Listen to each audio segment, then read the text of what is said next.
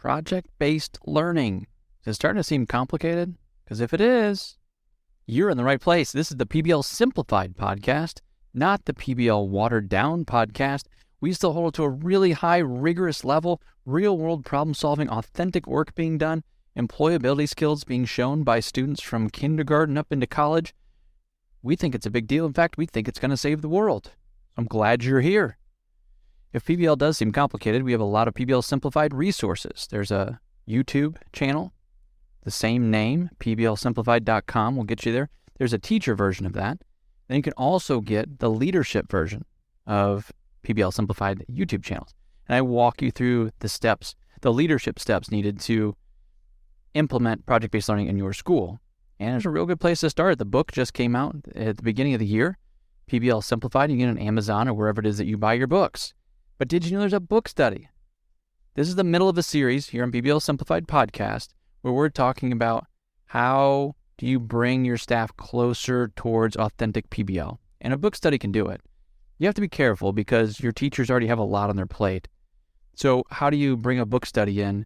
Well, we've got the book study done for you, like all the questions there, discussion questions, next steps, and then you can follow it chapter by chapter, or you can skip some, and after that, make it yours. But it's meant to go with a group, discussion questions, how am I going to apply this, what are the next steps? So as you go through, you're building a PBL unit. So if you've got some folks that are interested, that are on your staff, it can be a great place to start. So there's a lot of PBL Simplified resources out there. Today, we're just going to highlight the book and the book study. We'll put the book study in the link in the show notes so you can check it out there to get started on your PBL journey. Welcome to the PBL Simplified Podcast. My name is Ryan Stoyer, and I serve as a leader of Magnify Learning and host of this podcast. Author, speaker, all that good stuff. I love talking about project-based learning, like all the time, everywhere, whether you just started or you're pushing the envelope. I want to talk about PBL. So if you're in the same boat, whether you're trying to figure it out or you're a seasoned veteran, I think you're in the right place. If you're not, it's your fault because you can go to whatispbl.com, click on the Ask Ryan button, and I'll literally talk about whatever you want to talk about in PBL. So if you're not hearing what you want to hear about, I blame you.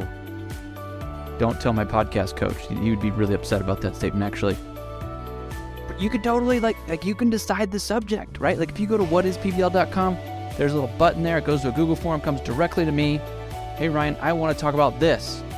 And then I'm going to talk about it. That's how it's set up. These leadership episodes, the first and third Wednesday, that's me talking about leadership stuff. I answer your questions. That's the need to know.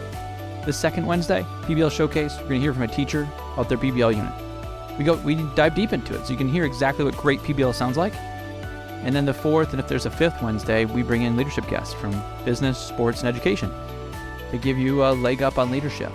So somewhere in there, in those 4 to 5 Wednesdays, you've got to find something that is moving you forward with project-based learning. And again, if you don't, let me know.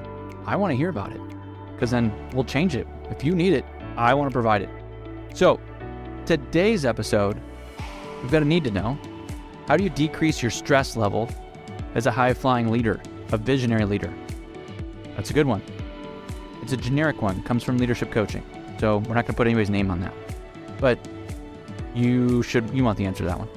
Leadership Leap today. The book is Soundtracks by one of my favorite authors, Jon Acuff. I just like that guy. I like Finish. I like, all of his books, I think. Like I've done most of his courses. His podcast is great. All It Takes Is a Goal. I highly recommend it. Add it to your list. Next to this one, don't replace it. But Jon's really good. He's got humor, and he talks about leadership in business, and a lot of it relates to us in education, and he speaks to a lot of educators, actually. Today, our leadership topic is real-world problem solving within the context of this series of how do you get people to move closer towards high-quality project-based learning. And that is whether you're looking at a school because you're getting ready to start project-based learning at your school, or you're already started and you realize that not all of your staff is operating at the highest level, which is just impossible. Like it doesn't work like that. So we've got the innovation curve in effect with your staff, most likely. Most staff that we go and talk to when we talk to leaders about this, they could put their staff into the innovation curve. It's usually pretty simple. It works. But then you have to realize that it's not good or bad. Like an innovator can actually, like a lot of times they get a lot of the parades and the trumpets and all. Oh, they're so great. Look at all the stuff they're doing. But they also jump from one to another. So they can be like a bee going from flower to flower, and it's hard to create systems and processes around that. So at the same time, like a late majority, it's like, hey, why don't you get on board? It's like, well, they're also probably preserving some of the great things that are happening at your school. So it's not good or bad on the innovation curve. It's how do you serve them well? Each section of that innovation curve just needs to be served differently. And if you go to Google, just put an innovation curve and go to images, pick any one of those. You get 5 or 6 categories typically. And what you're really looking at when you're looking at that is, how do I serve these teachers better? Not good or bad. How do I serve them well so they can fulfill the vision that we have for our school? So that's what we're going to talk about in depth today. Let's jump into our need to know. How do you decrease your stress level as a high-flying visionary leader? This is something that we talk about in individual coaching. A lot of times we do group coaching. So we'll get some high flyers together and we'll coach for 3 months. We just do a 3-month intensive, and we meet twice a month, and we meet as a group, and then you've got next steps and things to do. And the guarantee, the money back guarantee, is that you will decrease your weekend hours, you will decrease your stress, and you will increase your output, your impact. And if those 3 things don't happen, you get your money back. So when we're having these really great conversations, it's like, how do we decrease our stress level? Part of that comes from not working on the weekend, is part of that, but it's also a lot of priorities. So one of the first things we look at when we're trying to decrease stress level is, what are you doing? And you probably don't like this exercise, but it's helpful, is to really just do an audit of your time for a week. What is it that you really do each day? Because there are things you want to do, there's things that you intend to do, but that is not necessarily what you get to do or what you do. So what do you actually do? And you do it by 15-minute increments. Yes, it's kind of labor intensive for those of us that aren't detail-oriented folks. By nature, we don't love it, but it's insightful because you see the things that you're doing. And then once you have all those, then you start to think about, what can you eliminate? What can you just get rid of? What are you doing that you shouldn't be doing at all? No one else should be doing it either. What can you automate? And what can you delegate? And how do you delegate well? You delegate if somebody can do it 80, 85% as well as you, but you can still guide them. It's not just go forth and do great things. Like, you still guide them through the delegation process. So we look through that, and what we do is we start to get you working in your sweet spot, in your zone of genius. Because when stress creeps up, that means you're working on things that are probably not in your zone of genius, right? Where you're working on, if you're a detail-oriented person, you're writing these big grants and there has to be a lot of vision in them. If you're a visionary person, then you're trying to do the schedule. It's like, wow, you need somebody else like guiding that, and then you're speaking into it, right? Not like literally going in and putting in the schedule, because that'll drive you nuts. So what we're trying to do is we're trying to find out, what are you really supposed to be doing? And what are you doing that you know someone else should be doing? So like I said, it dovetails into like, what weekend hours can we decrease? And there's always weekend hours we can decrease. You're likely working on the weekends. You might have to keep your phone on. That's probably a reality for you.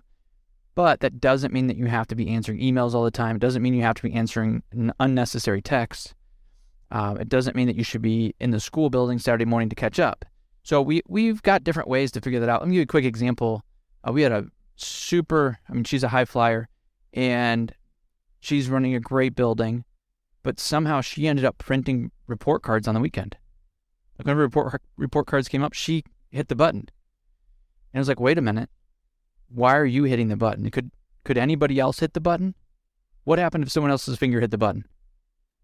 That'd be fine. And it was like a 2-minute discussion. It's like, I have no idea why I'm still doing that.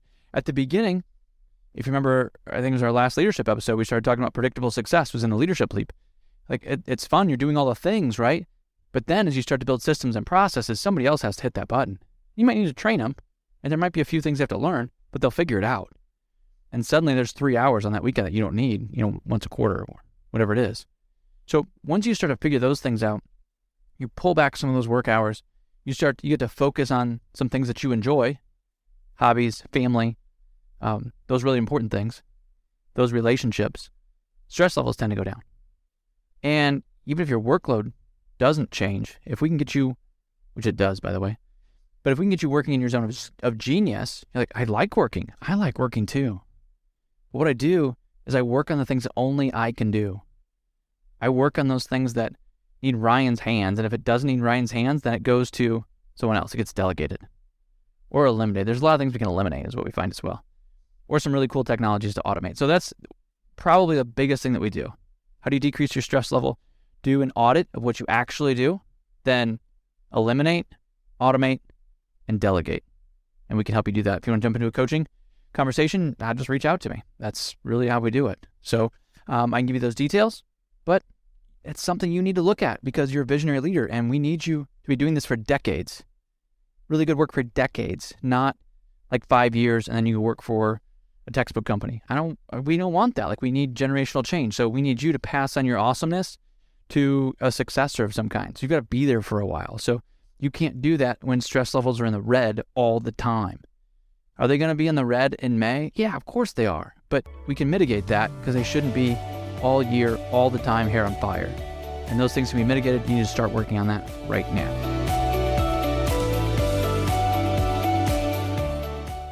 Our Leadership Leap is designed to help you leap forward in your leadership. So I go through different leadership books from business, sports, and education and give you a quick view so you can see if you want to jump in, see if it's going to be one of your big 3 books or if it's something you want to pick up and listen to.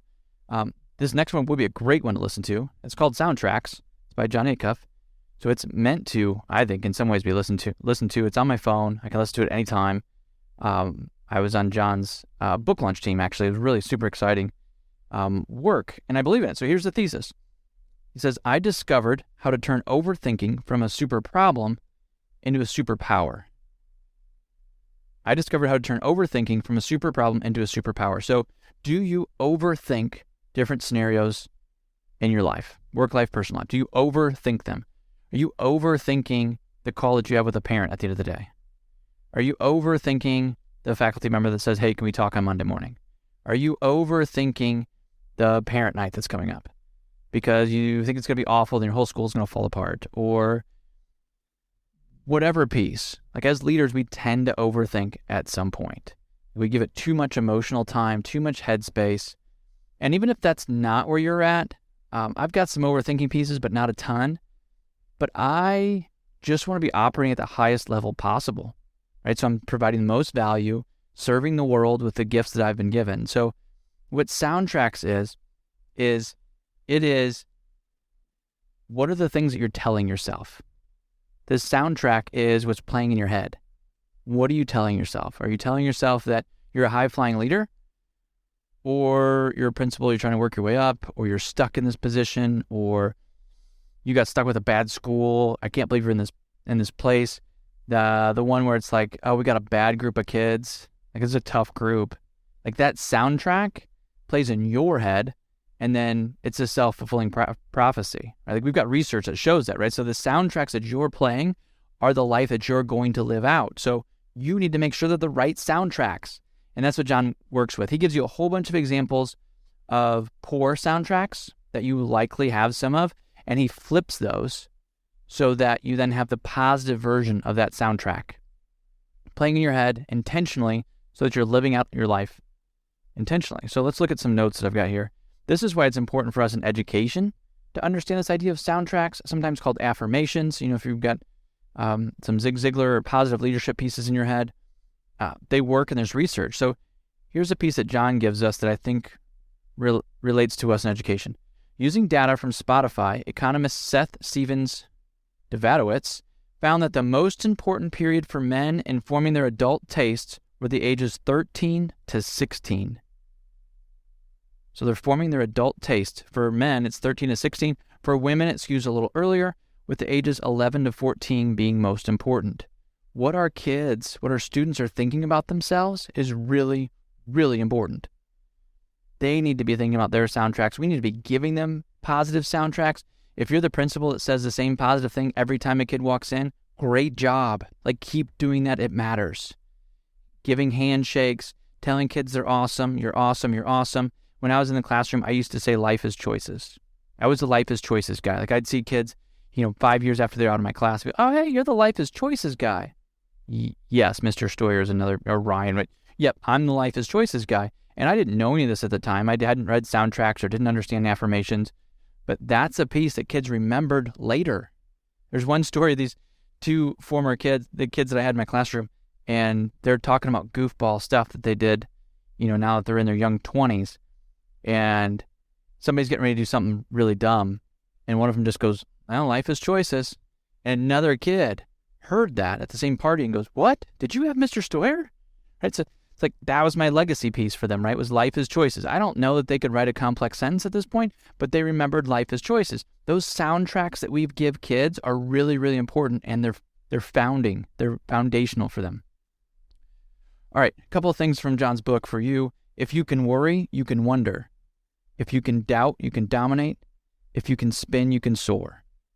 So if you're worried about something, you can wonder and get big on that too, right? You can do both sides of that equation.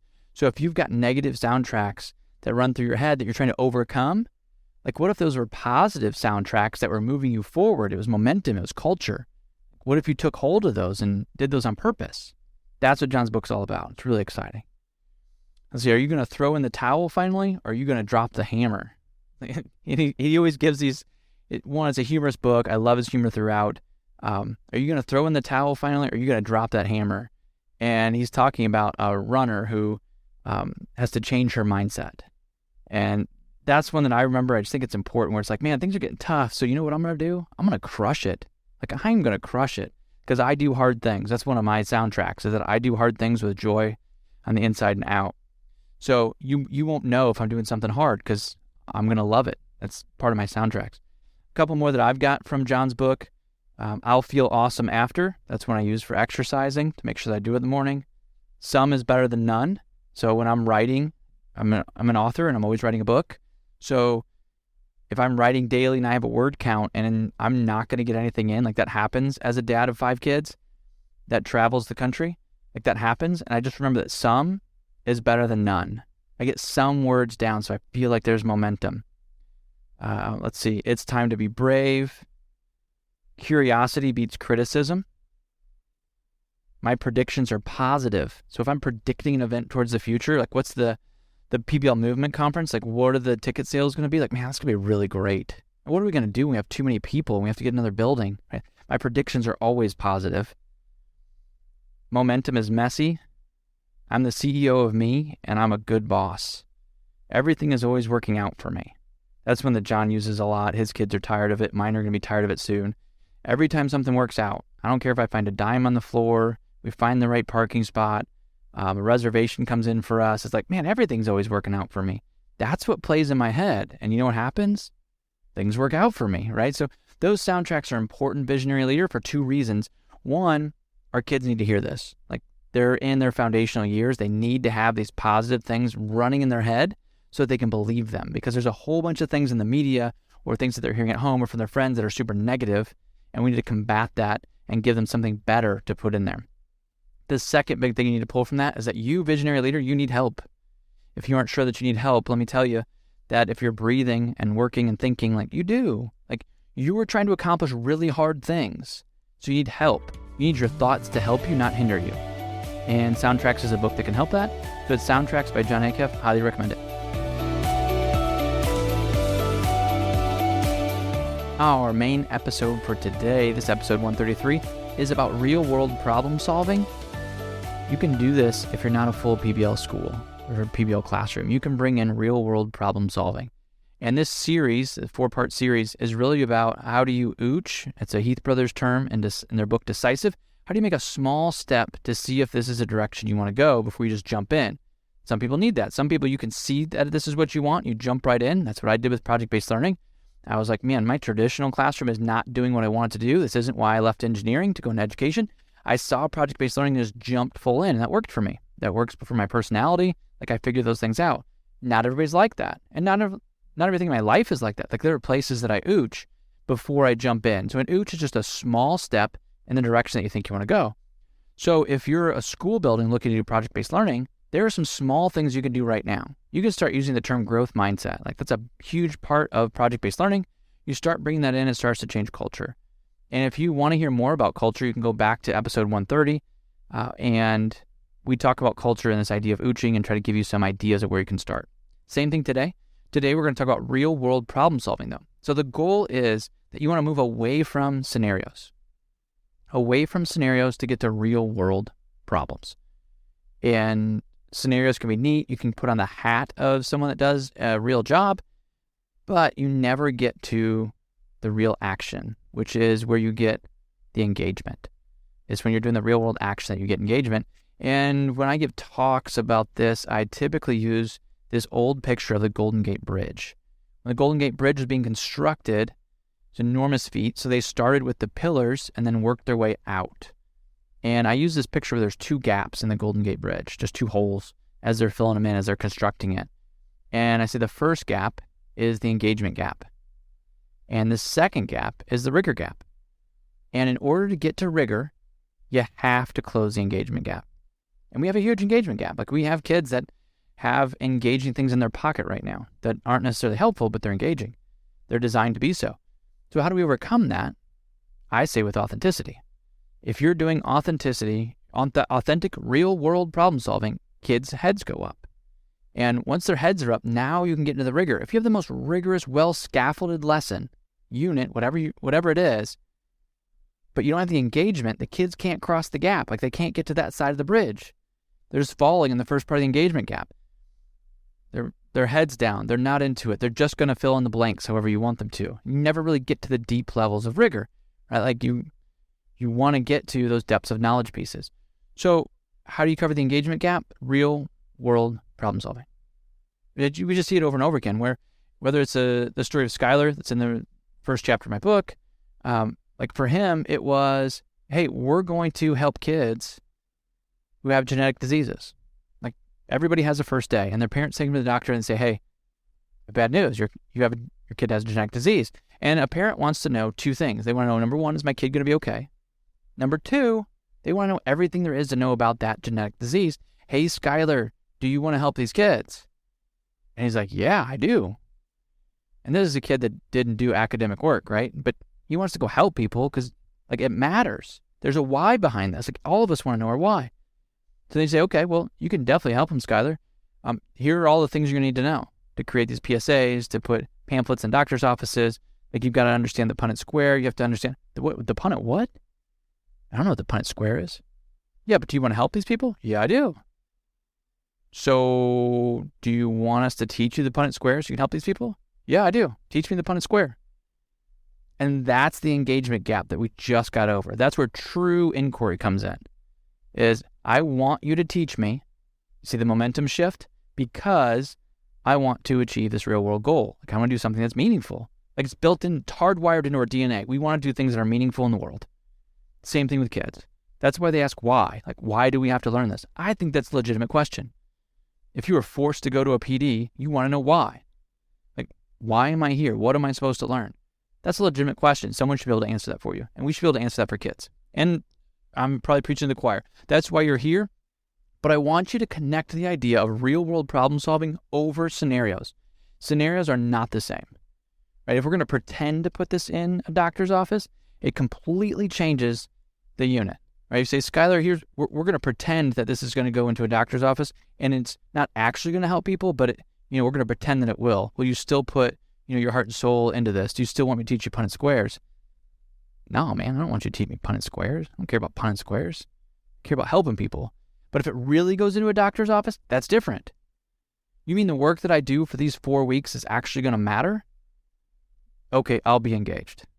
That's the difference in real world problem solving. And I think you can do that in a traditional classroom. Now, I think project-based learning is set up better. I think the instructional model and process leads towards that better. It's a better place we've got on-ramps for community partners. So I think eventually you want to come over to PBL, but again, this whole series is about ooching. So can you kind of tweak things where they become more authentic? And that leads us to the next point that I have is community partners. Into a traditional classroom, you can bring a community partner. They could come in at the beginning. So you're going to do a unit on, let's just say, Punnett squares. You could bring in someone that knows things about DNA, and they can launch that and tell you why it's important to know the Punnett square. You just added more relevancy to the unit. Again, even if it's taught traditionally, you've added more relevancy than you had before, than just going to chapter 8 and reading the introduction. You added more relevancy. They could also come at the end for a presentation. So you're going to give a history presentation, and typically you stand up in front of the other students, your peers, and you get a grade from the teacher who's in the back instead of the front. It's crazy. But if you bring in a community partner, now there's someone else that's going to give feedback. And that just raises the stakes. It raises the level of importance. Like someone took off a day in their job, like they could be missing pay to come help, to volunteer. Why? Because you kids are important. That's what it says. When a community partner comes in, you kids are important. The work you're doing is important. That's what you want your learners to learn. So this isn't ooch. This is a way you can move in. You just bring community partners in. So how do you find community partners? 3 questions. Who does this work in their job? Like who studies DNA, right? You can go and find, like, there's someone that studies DNA for the state police department in whatever state you're in. Call that person. Who can we help? Who can we help? Right? Like people need to register to vote. So if it's a voting year and people need to register, like you can go work at the library or you can go to other schools. Like people need help registering to vote. And who cares? Which I like to frame as kind of a condescending question of like, who cares about this unit? And people are a little offended at first, but it's like, no, seriously, who cares? Like there are people that care. Otherwise it wouldn't be a standard, right? Like if you're going to communicate for different audiences in English language arts, like who cares about that? There's a lot of people that care about that. Like newscasters care about that, bloggers care about that, YouTubers care about that, right? So there's a lot of people that care. Otherwise it wouldn't be a standard. It wouldn't even be in there. So you can always ask those 3 questions. Who does this in their job? Who can we help? And who cares? To find community partners. And it's a way that you can ooch any teacher into that. Maybe an individual teacher, like, hey, this looks like a neat lesson. Like you scaffolded it well. Kids are thinking at a higher level. Why not bring in someone from the outside to hear their presentations? Oh, I never thought about that. That sounds great. Who would you recommend? I don't know. Let's talk about it. Let's brainstorm. And then you give them those 3 questions. All right, next one. In authenticity and relevancy. How can you bring the why closer to your students? So writing, for instance, let's say that we're going to do some nonfiction writing and we'll tell kids that, you're going to do a ton of writing in college. Like writing is good for you. When you get to college, you have to read a bunch, you have to write a bunch. Like you need to practice right now. So we're going to do 500 words a day. So when you get to college, it's a breeze. And some of that's true. Like that, actually it is true. Like that's a true statement. It's just not that engaging, right? It's not that exciting for a 7th grader. Right? You're talking 6 years away. Like they're not thinking 6 years out. There's no motivation for things that are 6 years out. And you probably don't either, right? Like it's hard for me to see 6 years out and I'm a visionary guy, right? Like those things are hard to be motivating when it's that far out. So how do you bring the why closer to your learners? So what if you're going to publish a book like that year? Hey, we need to get really good at writing because we're going to publish a book like soon. Like we're going to do some practice writings. Then we're going to write that for stuff that's actually going to go in the book. Oh, like this year? Well, we don't have much time. We need to start doing this right now. Let's do 500 words every single day.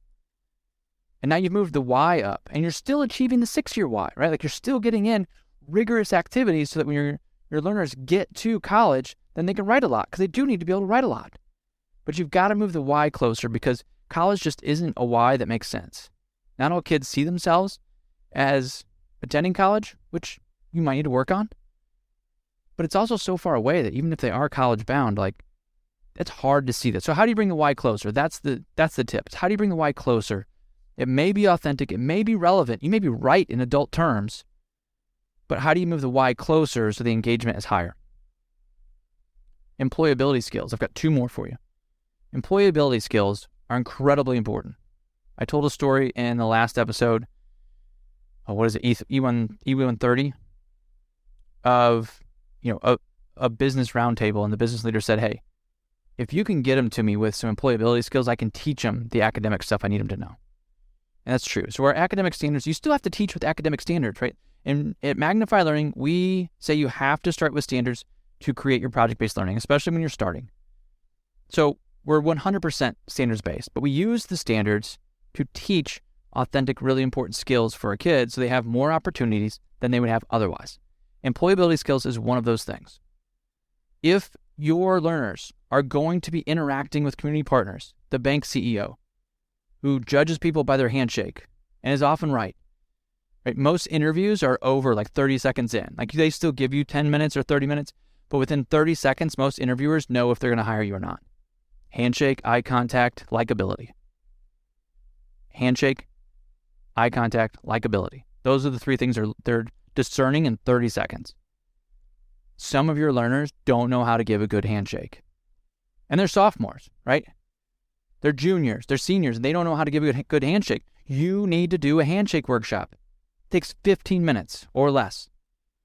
You do a couple non-examples. Here's the dead fish handshake. Here's the over-aggressive handshake. Here's the too soft handshake. Like, here's a good handshake. Look someone in the eye, shake their hand, introduce yourself, and then practice. And then throughout the year, you give them opportunities to practice. Like, hey, the bank CEO is going to come in. Give him a good handshake. Give her a good handshake. The lawyer's coming in. Give her a good handshake. And they know what that means because they've had a handshake workshop. That's not necessarily taught in every family. We've got to give those employability skills to our learners. They need that skill to be successful at the next level, whatever that next level is. Last one. Entry events and driving question. These are the two that I'm giving you that are like project-based learning specific and a little geeky. But you could still do these in a traditional classroom. You could still create an entry event that creates some kind of an event. It makes it engaging. It lays out what's going to happen for the next couple of weeks, and then do a traditional unit. But at least you're starting in an engaging way instead of saying, okay, time for a new unit. Turn to page 152. Read the introduction. Then we'll talk about it. No one's excited about that. Nobody, not even the teacher. None of us are excited about it. But you could do an entry event. You could make it more exciting just to start, and then you could do your traditional unit. You could also have a driving question. And a lot of schools do this. Like, you have an essential question of some kind, essential question, driving question. So if you're moving in that direction of project-based learning, I would just call it a driving question. If you're in project-based learning, you already have an essential question as your wording, that's fine too. Like a driving question, that terminology doesn't make or break PBL, but having an overarching idea, an umbrella that all the other learning happens under, that's important. Why are we learning this? Well, remember our driving question? This is what we're driving towards. It relates to that. Okay, great. Right, at least you have some authenticity that you continue to connect to over the course of a unit. So I think if you take those 5 things and bring them into traditional classrooms, again, whether you're a school getting started, you can start your teachers ooching that direction, or if you look at the innovation curve and you have some teachers that aren't quite where you'd like them to be with PBL, you can start to nudge them with some of these things. Whether it's community partners, or saying, how can we make this more authentic for our kids now? How can we bring in employability skills that naturally flow into this? How could you add an entry event or a driving question to the work that you're already doing? And if you do those things, you're moving closer to real world problem solving, and you're moving closer to project-based learning. And I just think that's going to be a positive for you, your staff, and your kids. So I want you to continue in this series. And we've got one more in this series. It's episode 135. It's coming up. And we're going to talk about voice and choice. Again, it's one more ooch that you can make. And I'm just going to give you a bunch of ways that you can start right in your building, right in your classroom. Because as you do this type of work, you're going to engage your learners, you're going to tackle boredom, and you're going to transform your classroom. So go lead inspired. Thank you for listening to this episode of the PBL Simplified Podcast. I appreciate it. I'm honored that you took your time to listen to it, and I hope it's super helpful. If you wouldn't mind taking 2 minutes to leave a review, it's helpful for the next person to say, this is a podcast worth listening to, and they'll jump into their PBL journey because of your review. Thank you.